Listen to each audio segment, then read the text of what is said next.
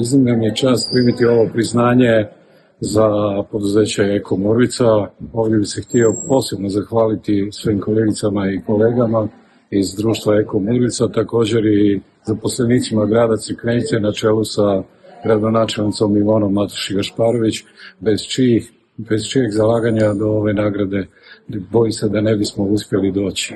Dakle, hvala im svima na ovome i hvala Hrvatskoj gospodarskoj komori koja je prepoznala naš trud i zalaganje i našu volju i želju da učinimo svijet i naš grad malo bolje. Ova nagrada predstavlja veliku motivaciju za nas da i dalje nastojimo učiniti nešto više za dobrobit svih naših građana i naših gostiju iz grada Crikvenice.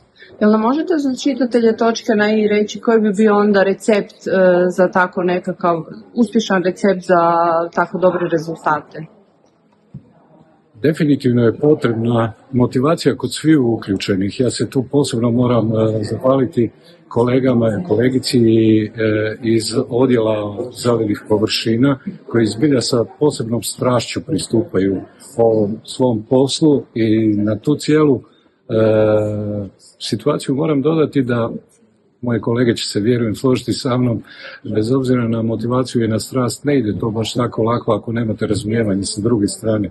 Iz tog razloga i komentiram i sam grad i upravu grada koji zbilja ne samo da nas podržavaju, nego čak promiču ovakove aktivnosti, a sve to u konačnici daje ovako jedan lijepi završetak da od Crikvenice činimo jedno ljepše mjesto za živjeti i za boraviti što prepoznaju i naši sugrađani i naši gosti.